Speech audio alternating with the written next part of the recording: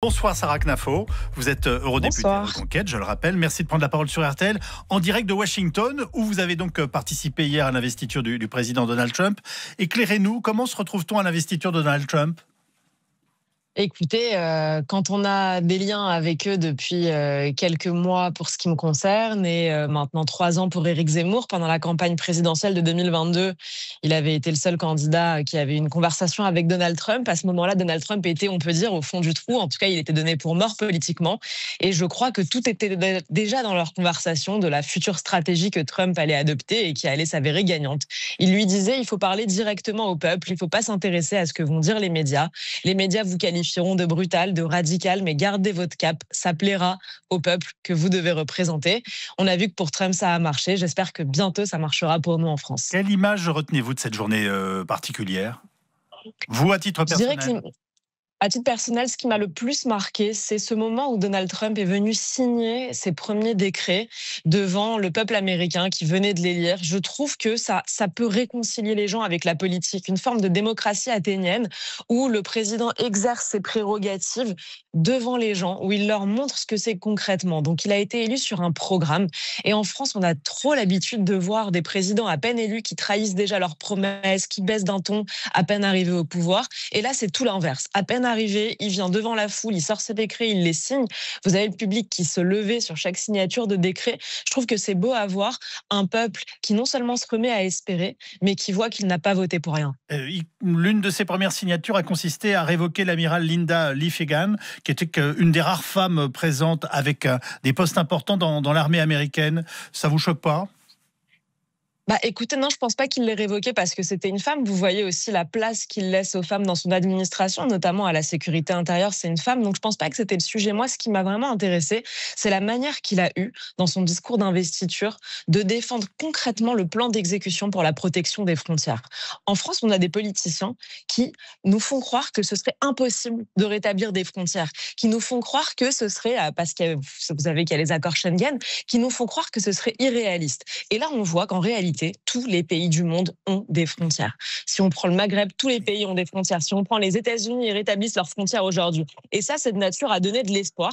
C'est l'une de ses premières décisions suivies des faits. Et j'espère qu'on le fera demain en France. Et vous pensez sincèrement que ça va empêcher des millions de Mexicains de passer dans les deux sens de la frontière ? Ils le font depuis toujours. Qu'est-ce qui va les arrêter ? Vous voyez déjà que ça a commencé à en arrêter des milliers puisque les médias de gauche s'en émeuvent en montrant justement des Mexicains qui sont arrêtés à la frontière. Ce qui est sûr, c'est que c'est pas en ayant des frontières ouvertes qui sont des passoires qu'on va les arrêter. Donc c'est pas parce qu'une solution ne marche pas à 100% qu'il faut rester dans l'option qui marche à 0%. Vous voyez, il y a quand même un monde entre quelque chose qui est totalement infranchissable et des frontières inexistantes. Nous, en France, aujourd'hui, on a le système d'inexistence, c'est-à-dire tout le monde rentre comme il veut, on n'expulse personne. Vous savez qu'on a le taux d'exécution des OQTF le plus faible d'Europe. Donc à la fin, on est l'Eldorado pour tous ceux qui veulent arriver en France parce qu'ils savent que chez nous, ils auront le droit à tout.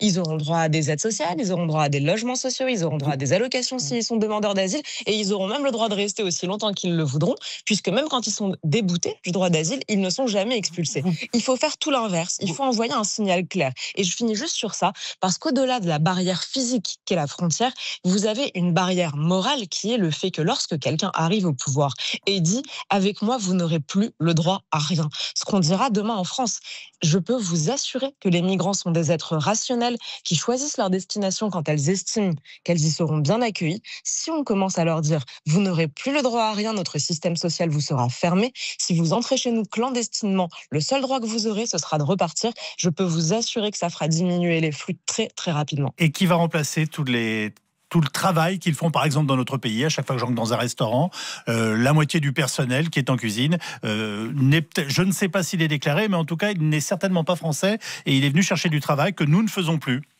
Si je puis me permettre, Monsieur Calvi, vous n'allez au restaurant qu'à Paris parce que je vous invite à aller au restaurant dans d'autres villes de France et vous y verrez que les Français font tout à fait ce travail. Il ne faut pas mépriser les Français, vous savez, en faisant croire que ce seraient des fainéants indignes des tâches qu'on devrait donner qu'à des immigrés. C'est pas vrai. Vous n'allez pas me dire qu'il n'y avait pas de restaurant français avant qu'il y ait une immigration incontrôlée et massive. Dans les années 60, vous pensez que les restaurants ne tournaient pas en France ? Et dans le bâtiment, vous n'avez pas l'impression que la présence des Français est assez faible ?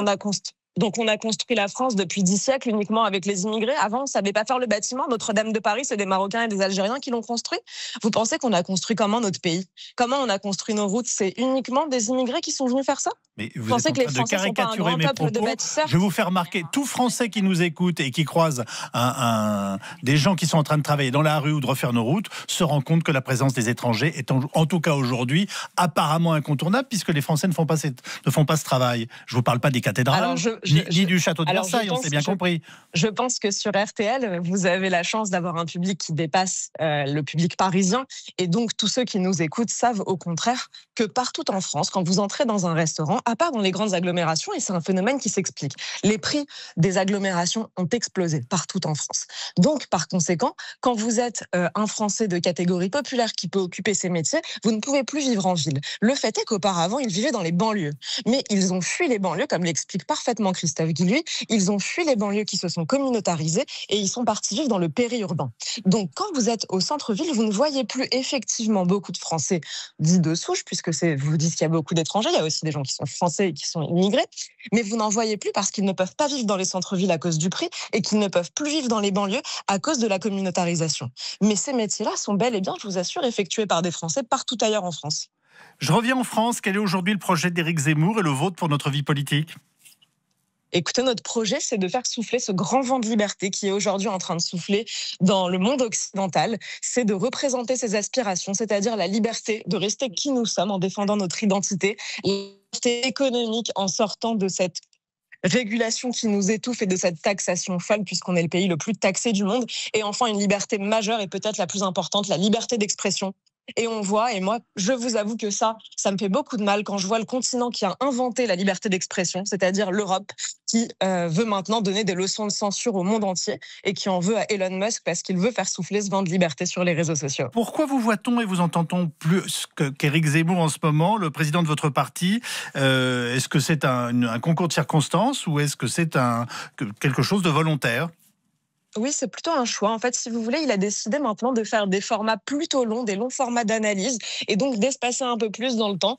Donc, vous l'entendrez en revanche bientôt jeudi en rentrant, il sera chez Pascal Praud sur CNews.